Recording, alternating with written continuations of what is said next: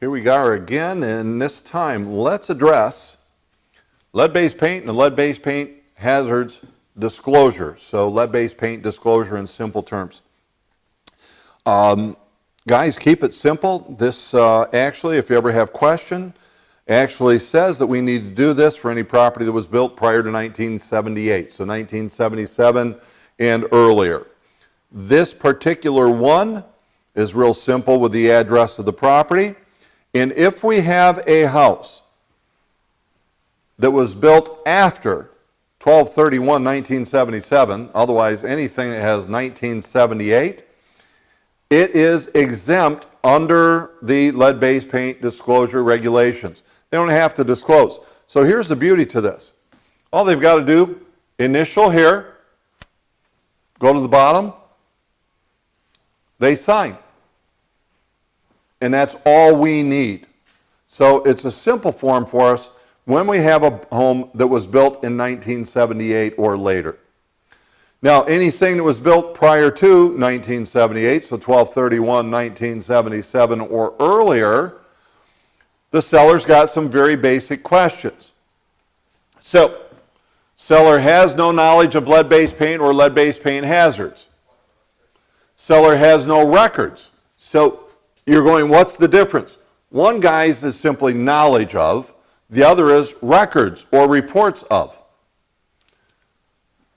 Most, if not all, sellers are going to go, I have no knowledge, I have no reports or records of any lead-based paint. Both parties will initial, go to the bottom, and sign. Now, if they have knowledge, they'll initial, explain.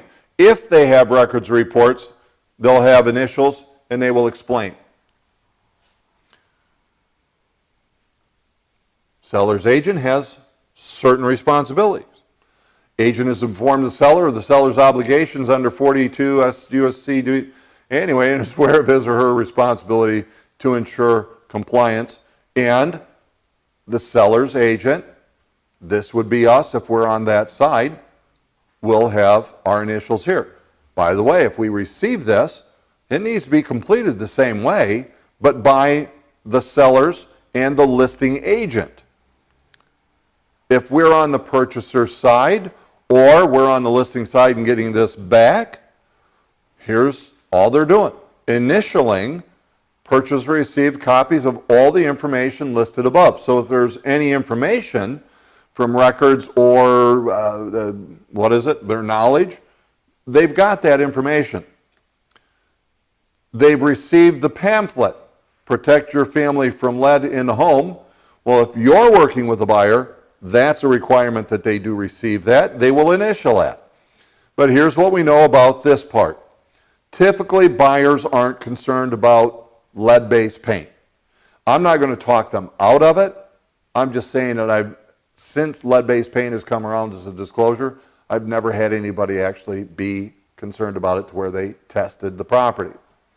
I haven't even had anybody that said, no, look, don't show me a home, because that's what it would be if it was built prior to 1978 and they're going to be concerned about lead-based paint. Let's not even look at those homes, right? It just doesn't make sense. So if they're going to do it, okay, well, they're going to initial here that they're going to do it. Most people are going to say that they're going to waive, and they would initial on these boxes that they're waiving. At that point, again, seller should have already signed. Buyer's going to sign, but notice there is a spot for the seller's agent and the selling salesperson's agent. So the buyer's agent, seller's agent. So all parties to the transaction will sign and acknowledge the lead-based paint form. So guys, one more down. Got to have it. You know what to do. Go talk to people. It's the only way that we'll have to fill these things out.